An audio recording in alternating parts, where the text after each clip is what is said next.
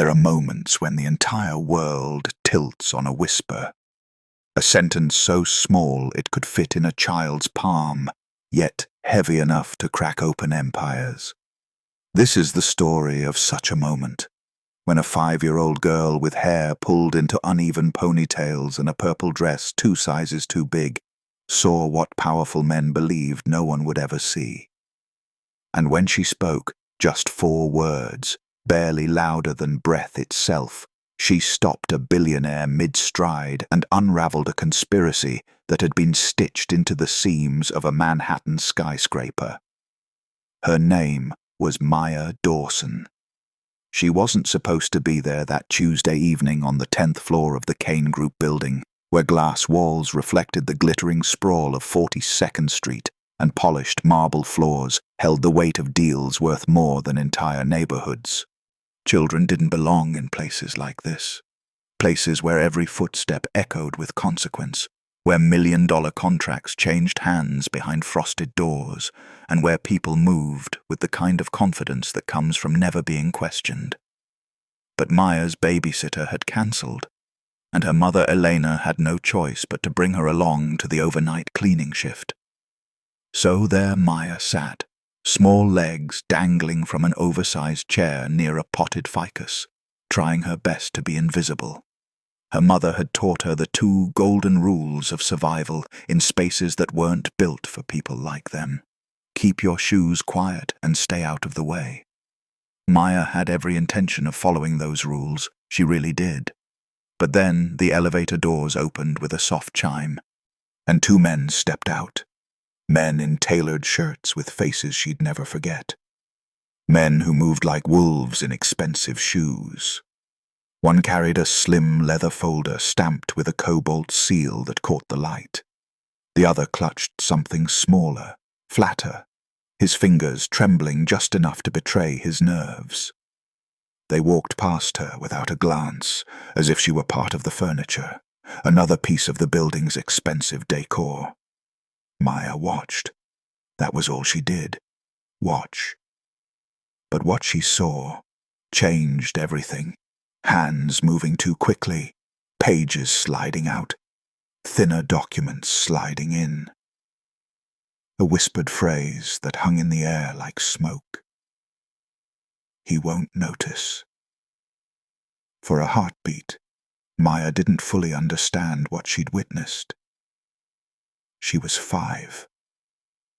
She knew about playground rules and cartoon reruns, about the smell of her mother's coffee in the mornings and the way the city sounded through their apartment window in Queens. She didn't know about corporate fraud or betrayal or the kind of greed that wore silk ties and smiled in boardrooms, but she knew lying when she saw it. She knew wrong when it crawled past her in $1,000 shoes. And when Adrian Kane, the billionaire whose name was etched in glass above the building's entrance, stepped off the elevator moments later, Maya did something that would rewrite both their futures. She opened her mouth, and in a voice barely above a whisper, she told him the truth. Maya Dawson had learned to make herself small. It was a skill she'd mastered in the cramped 2-bedroom apartment above Chen's Corner Deli in Astoria, Queens, where the walls were thin enough to hear Mrs. Rodriguez's television through the plaster, and the morning air always smelled like burnt toast and cheap coffee. Space was a luxury they couldn't afford, so Maya learned to fold herself into corners, to color quietly at the kitchen table, while her mother, Eleanor, counted bills under the flickering fluorescent light, calculating which expenses could wait another week. Elena Dawson worked nights. Specifically, she worked the graveyard shift at the Kane Group building on 42nd Street in Midtown Manhattan, a glass tower that jutted into the skyline like a monument to everything their neighborhood wasn't. Maya had seen it from the subway platform once, all sharp edges and reflected sky, and thought it looked like something from a movie, the kind of place where important things happened. The kind of place where people like her mother scrubbed floors after everyone else went home. Tonight, Maya was inside it. The babysitter had texted Elena at 4:30 that afternoon. Stomach bug. So sorry. Can't make it. There was no backup plan, no grandmother to call, no neighbor available on a Tuesday. So Elena had made the call she'd hoped never to make. She'd asked her supervisor if Maya could come along, just this once, with a promise that the child would be silent, still, invisible. She'll sit in the break room, Elena had said into her phone, pacing their small kitchen while Maya watched with wide eyes. She won't touch anything, I promise. The supervisor had sighed, then relented. One time, Elena, one time. So here Maya was, sitting in a chair far too large for her frame on the 10th floor of the Kane Group building, her purple dress smoothed over her knees, her sneakers, scuffed white keds with a broken lace, dangling inches above the floor. The building felt like another planet. Everything gleamed, the floors, the walls, the massive windows that framed Manhattan like a living painting. Yellow cabs crawled far below. Somewhere in the distance, the Empire State Building pierced the evening haze. Elena had positioned Maya near a potted ficus, away from the main corridors, with strict instructions. Don't wander, don't talk to anyone, and if someone asks, you tell them your mama works here and she'll be right back. Maya nodded solemnly. She was good at following rules, but rules were harder to follow when the world around you was so strange, so grand, so impossibly quiet. The 10th floor felt suspended in amber, hushed and pristine, as though sound itself had been polished away. Maya swung her feet slowly, watching her reflection in the glossy marble. She imagined the floor was a frozen lake, and if she tapped it just right, ripples would spread across the surface. The elevator chimed. Maya glanced up without moving her head, keeping herself tucked into her invisible corner. Two men stepped out, both wearing pressed shirts with their sleeves rolled to the elbows, their ties loosened just enough to suggest they'd been working late. The taller one carried a slim leather folder, deep navy with a cobalt seal stamped in the corner. Maya didn't know what the seal meant, but she recognized importance when she saw it. Her mother had taught her that. The men moved quickly, their shoes clicking against the marble in a rhythm that sounded wrong, urgent, nervous.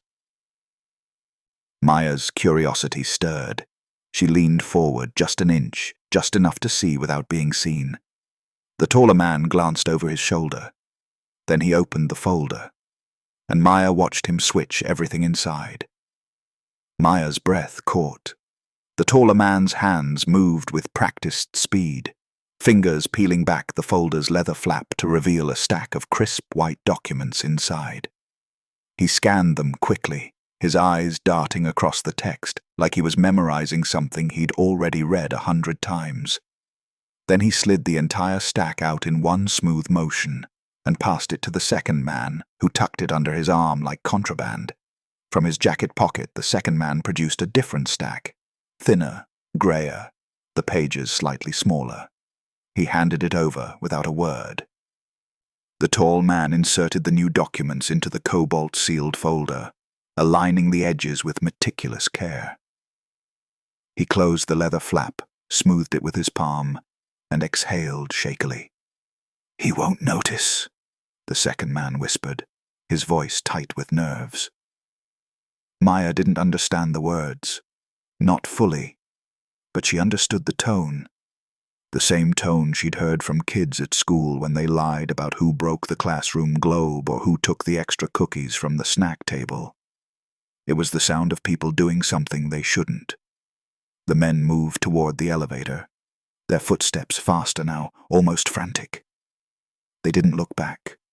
They didn't see the small girl sitting motionless near the ficus, her hands gripping the edge of the chair, her heart thumping hard enough to shake her ribs.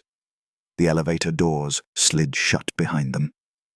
Maya sat frozen, her mind spinning. She didn't know what a folder with a cobalt seal meant, didn't know why switching papers mattered. But she knew, deep in the place where children's instincts live, sharper than logic, that what she'd just witnessed was bad.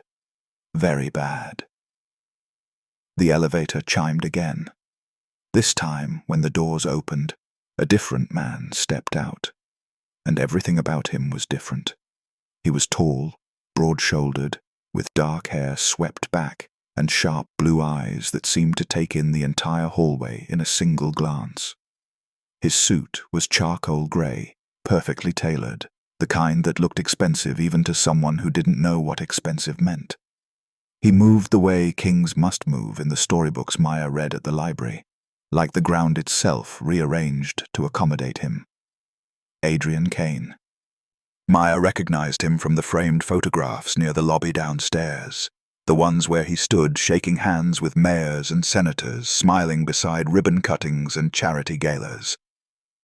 He was the man who owned this building, the man whose name was etched in brass above the entrance, and he was walking right toward her.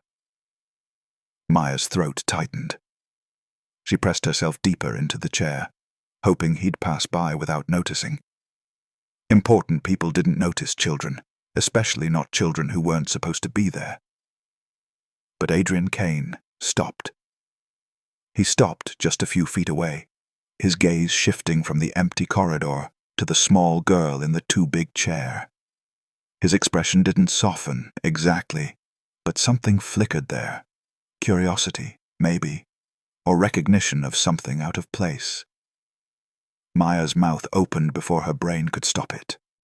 They switched the folder. The words tumbled out in a whisper, barely louder than breath, but in the cathedral-like silence of the 10th floor, they landed with the weight of a shout. Adrian's eyes locked onto hers. For a moment, he didn't move, didn't blink. Then slowly, deliberately, he crouched down, folding his tall frame until his face was level with hers. "What did you see?" he asked, his voice kind but direct, stripped of the condescension adults usually wrapped around questions for children. Maya swallowed hard.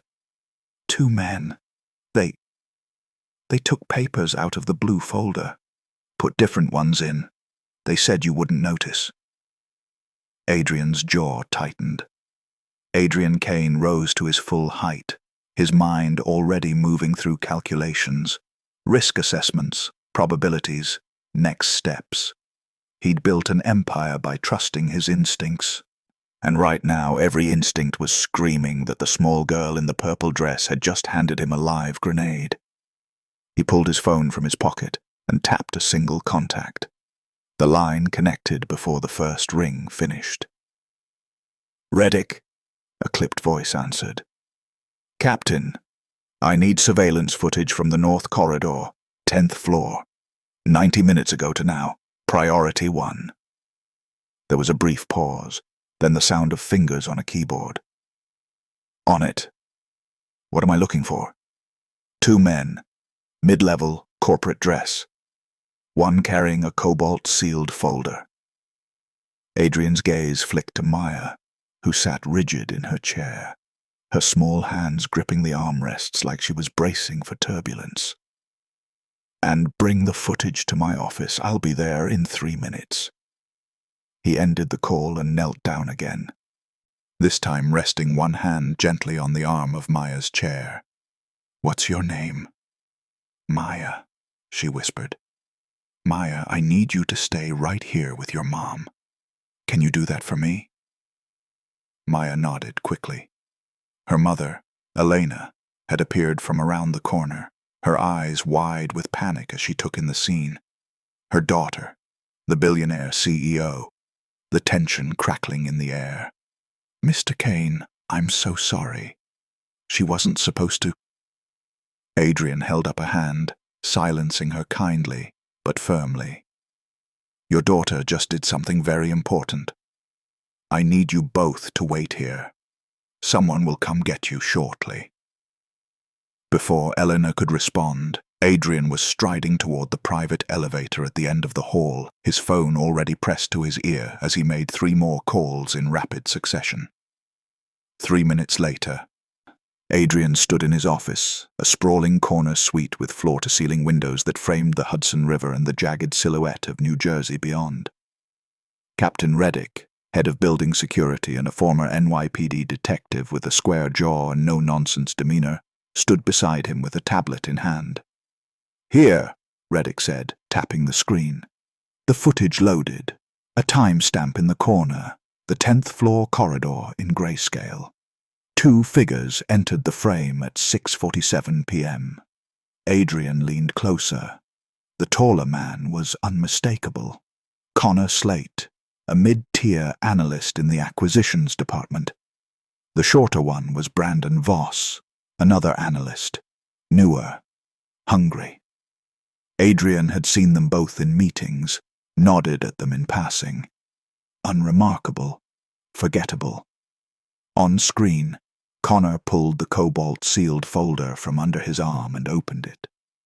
Brandon handed him a stack of grey documents. They switched the contents with surgical precision, their movements rehearsed. Connor's lips moved. No audio, but Adrian didn't need it. He could read the shape of the words. "He won't notice." "Pause," Adrian said quietly. The image froze. Connor's hand smoothing the folder shut, Brandon glancing nervously over his shoulder. Adrian straightened, his expression carved from stone. "Pull their employee files, contact legal, and get them into conference room B, now." Reddick nodded once and turned to leave. "And Captain," Adrian added, his voice low, quietly. "No one outside this room knows yet." Reddick paused at the door. "What about the girl?" Adrian stared at the frozen image on the screen. 2 men who'd thought they were invisible, who'd relied on the assumption that no one small or quiet mattered. "Protect her," Adrian said. "Whatever it takes."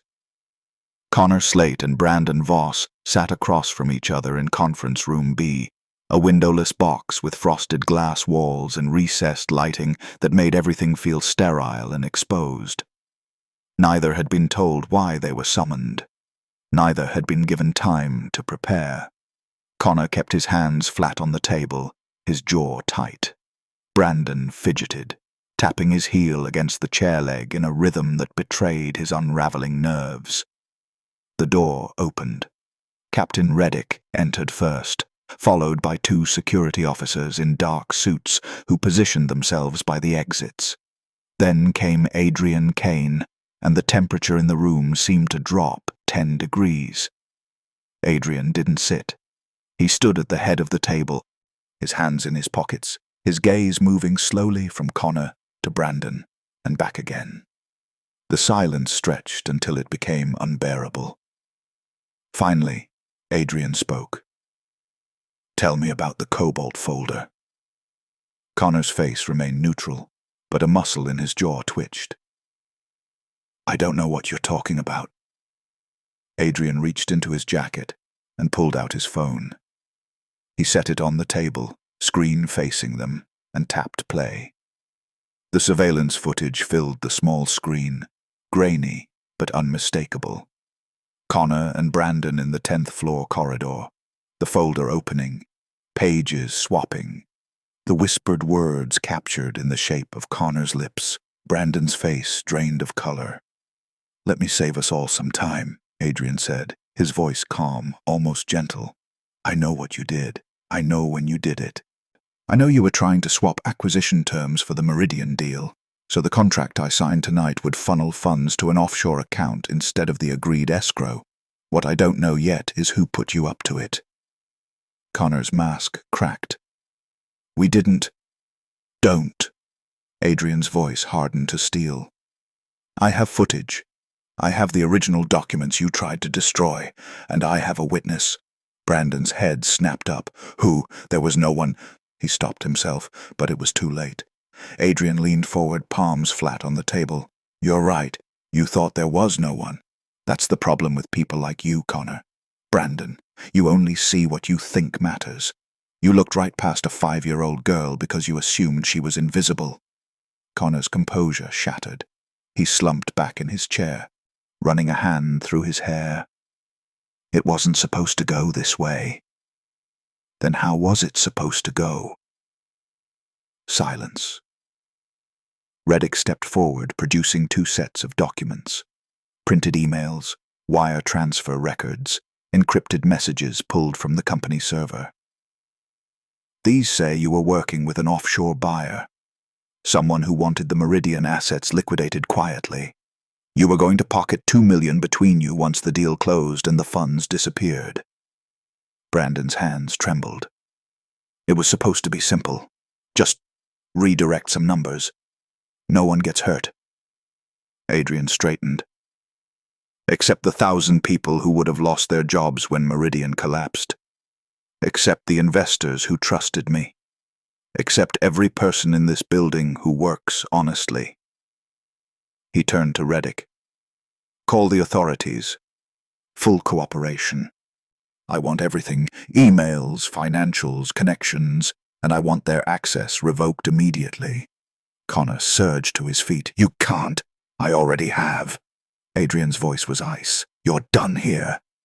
As security escorted Connor and Brandon from the room, Adrian remained still, staring at the empty chairs.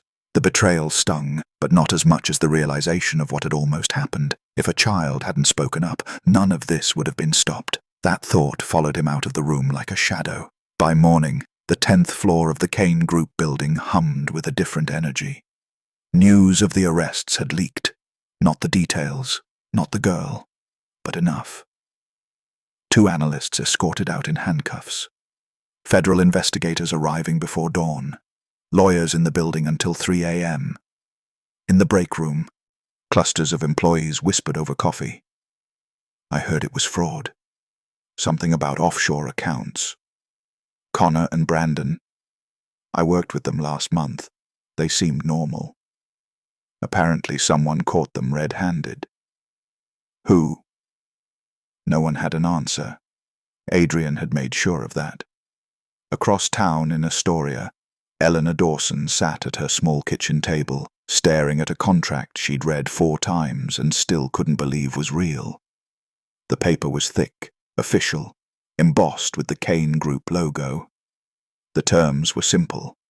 Full-time employment, day shift, benefits that included health insurance, dental, vision, paid time off, a salary that was nearly double what she made on the overnight cleaning crew. At the bottom, Adrian Kane's signature in bold black ink. Maya sat across from her, eating cereal and swinging her legs, oblivious to the weight of the document between them. Mama, are you crying? Elena wiped her eyes quickly.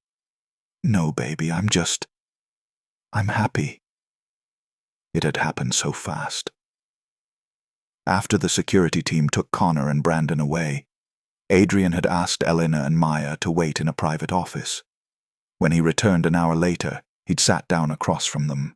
This billionaire in his tailored suit, this man whose net worth could buy entire neighborhoods, and he'd spoken to them like they were equals.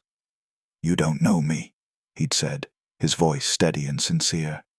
But I know what your daughter did tonight took courage. She told the truth when it mattered, and I want to make sure she's protected. Elena had started to protest, to insist they didn't need charity, but Adrian cut her off gently. This isn't charity, Ms. Dawson. This is a job you've earned by being excellent at what you do. I checked your record. 6 years, never late, never a complaint. You deserve better hours and better pay. Let me fix what I should have fixed a long time ago. Then he turned to Maya, crouching down so they were eye level. You were brave tonight. You saw something wrong and you said something. A lot of adults don't do that. I'm going to make sure you have what you need to keep being brave. He'd set up a college fund in Maya's name. Small, he'd said, but it would grow. Enough to give her options when the time came. Now, sitting in their cramped kitchen with sunlight streaming through the window, Eleanor felt something she hadn't felt in years. Hope. Not the desperate, clawing kind that kept her awake at night counting bills, but the real kind. The kind that made her believe Maya might have a future that didn't look like scraping by. Maya finished her cereal and looked up. "Mama, is Mr. Kane a good man?" Elena considered the question. "I think he's trying to be." "Good," Maya said simply. Then she hopped down from her chair and grabbed her backpack. "Can we go to the library today?" Elena laughed, a sound that came easier than it had in months. "Yeah, baby. We can go to the library." Across the city, in his glass office high above 42nd Street, Adrian Kane stood at the window, watching the morning light creep across Manhattan's jagged skyline. The crisis had been contained. The lawyers were handling Connor and Brandon. The board was satisfied. But something had shifted. He'd seen the cracks in his own system, the blind spots, the assumptions, the dangerous belief that some people simply didn't matter. And he couldn't unsee it. The story leaked on Thursday. Not the full story. Adrian's legal team had locked that down tight, but enough. A business reporter from the Wall Street Journal ran a piece titled, "Kane Group Analysts Arrested in Acquisition Fraud Scheme." The article was lean on details but heavy on implications. Internal corruption, federal investigation, millions at stake. By Friday morning, Adrian's phone was a battlefield. Board members called demanding explanations. Investors wanted reassurance. The PR department drafted 3 different statements, each one more sanitized than the last. And through it all, Adrian held one line firm. The whistleblower's identity stays protected. "You're being unreasonable," Paul Hendricks, the CFO, said during an emergency meeting in Adrian's office. He was a wiry man in his 50s with silver hair and a voice that always sounded like he was explaining basic math to a child. "The press wants a hero. Give them one. It'll bury the fraud angle." "No." Adrian didn't look up from the report he was reading. "We could control the narrative, frame it as Kane Group's culture of transparency. By putting a 5-year-old and her mother in the spotlight." Adrian's gaze snapped up, sharp as a blade. "Absolutely not." Paul leaned back, hands raised in surrender. "Fine, but the board's not going to like it.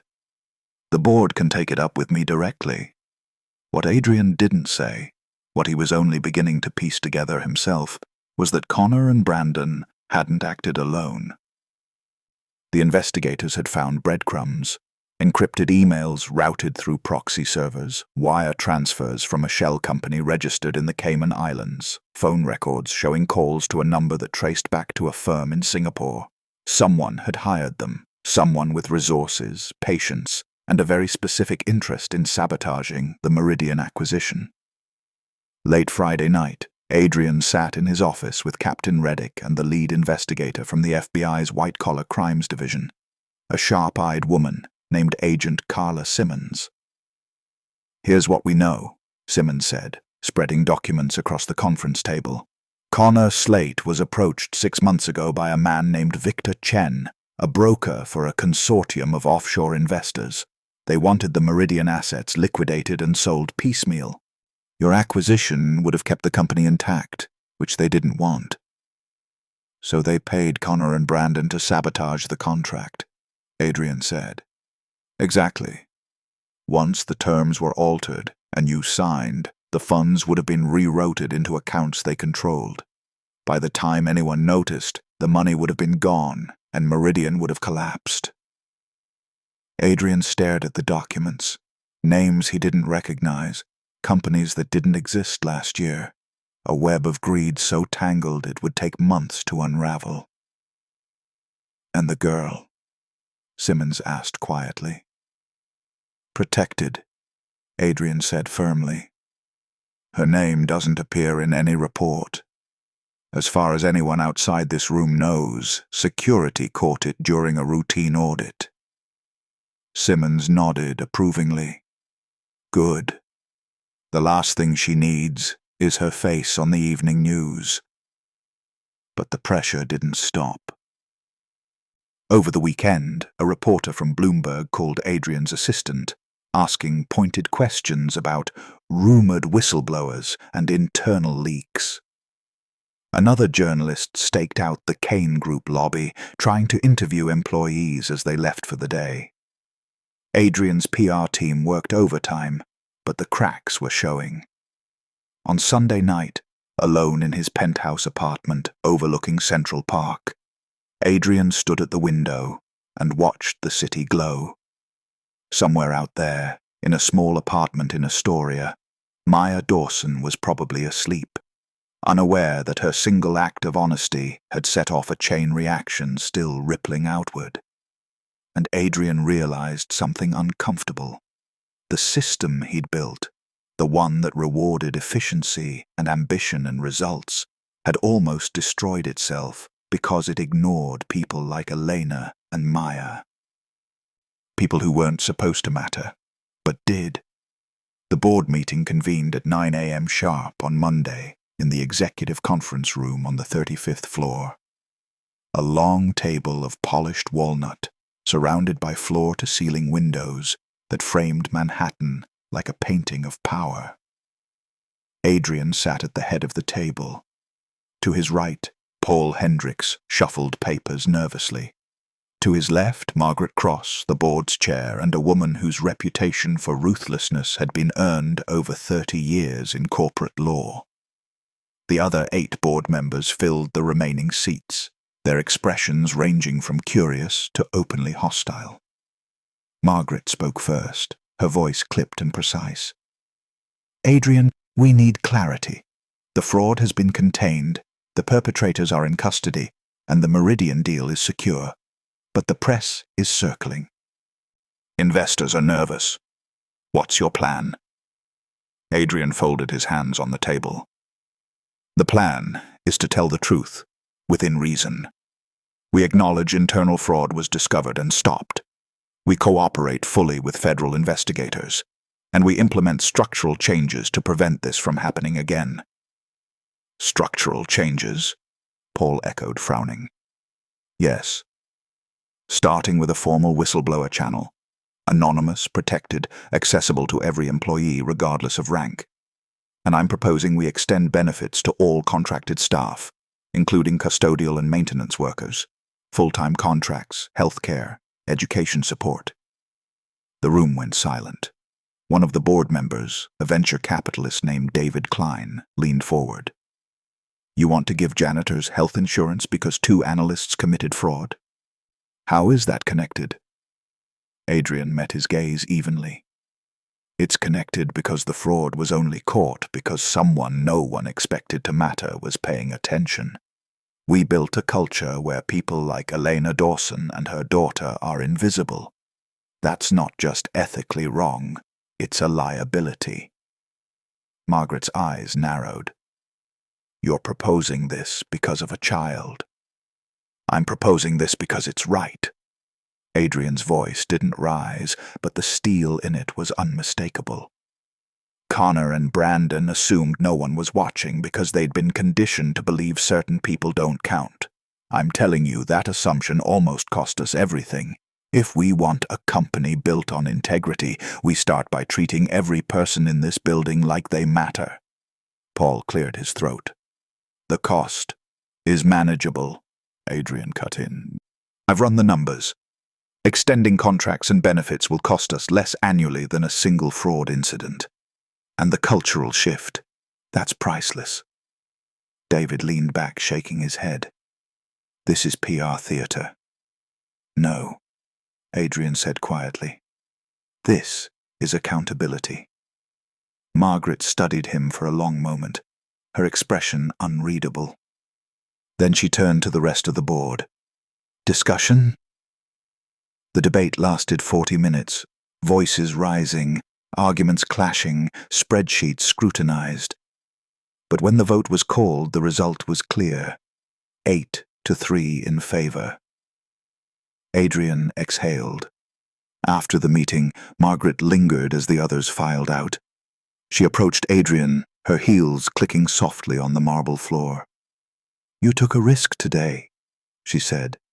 "I know." Was it worth it? Adrian thought of Maya sitting in that oversized chair, her small voice cutting through the noise of a corrupt system. Yes. Margaret nodded slowly. Just remember, boards can be fickle. Make sure this works, Adrian, because if it doesn't, they'll use it against you. I'll make it work. As Margaret left, Adrian stood alone in the conference room, looking out at the city sprawling below. Somewhere in Queens, Maya Dawson was starting her first day shift. Somewhere in a kindergarten classroom, Maya was learning to read. And for the first time in weeks, Adrian felt like he'd made a decision that didn't require justification. He'd chosen people over policy. Now he had to prove it wasn't a mistake.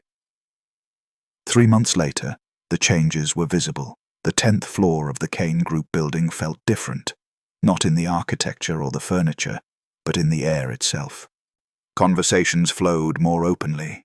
Employees lingered in hallways, chatting without glancing nervously over their shoulders. The new whistleblower channel had received 12 reports in its first 60 days. Minor issues, mostly, but the fact that people were using it meant something. Connor Slate and Brandon Voss were awaiting trial, facing federal charges that carried sentences of 5 to 10 years. The offshore network behind them had been partially dismantled, though Victor Chen and his consortium had vanished like smoke. The FBI was still hunting them, but the real transformation was quieter. Maya Dawson worked the day shift now, 8 a.m. to 4 p.m., Monday through Friday. She wore a uniform embroidered with her name, carried an ID badge that granted her the same access as any other full-time employee, and clocked in with a sense of dignity she'd almost forgotten existed. Her co-workers, other custodial staff who'd been elevated from contract workers to salaried employees, moved through the building with their heads higher, their voices steadier. Maya had started first grade at PS 122 in Astoria. Her teacher, Ms. Brennan, had sent home a note 2 weeks into the semester. Maya is a natural leader. She stands up for other kids and isn't afraid to speak her mind. Elena had framed the note. One Thursday afternoon, Adrian called Eleanor to his office. She arrived at 2 p.m., nervous despite the months that had passed, still unused to the idea that the CEO of a billion-dollar company knew her name. Adrian greeted her at the door, gesturing to a chair. "Please, sit." She did, smoothing her uniform. "Is everything okay?" "More than okay," Adrian said, settling into his own chair. "I wanted to show you something." He turned his laptop around. On the screen was a photograph, a small plaque mounted on the wall near the 10th floor break room. The engraving read, "Speak up. No voice is too small to matter. In honor of integrity, 2025. Beneath it, a small potted ficus sat in a ceramic pot. Elena's breath caught. "You didn't have to." "Yes, I did." Adrian's expression softened. Maya changed this company, not because she was trying to, but because she told the truth when it mattered. That's worth remembering. Elena's eyes filled. She doesn't really understand what she did. She will someday, and when she does, I want her to know it mattered. There was a pause, comfortable and quiet, before Adrian continued. "I also wanted to let you know, we've expanded the education fund. It's not just for Maya anymore. Any employee's child can apply. Full tuition assistance for college. We're calling it the Bright Voices Scholarship." Eleanor covered her mouth, tears spilling over. "Mr. Kane, I don't know what to say." "You don't have to say anything. Just keep being the kind of person who raises a kid brave enough to speak up." Later that evening, Adrian stood in the lobby as employees filtered out into the Manhattan twilight. He watched them. Accountants, analysts, custodians, security guards, all moving through the same doors, all part of the same ecosystem. For years, he'd measured success in stock prices and quarterly earnings. But standing there, watching Maya Dawson leave with her head high and a smile on her face, he realized he'd been measuring the wrong things. Success wasn't just profit. It was how many people you lifted while climbing. And for the first time in his career, Adrian felt like he was building something that might actually last. 6 months after that humid Tuesday night, Adrian Kane stood on the rooftop terrace of the Kane Group building, 50 floors above the city.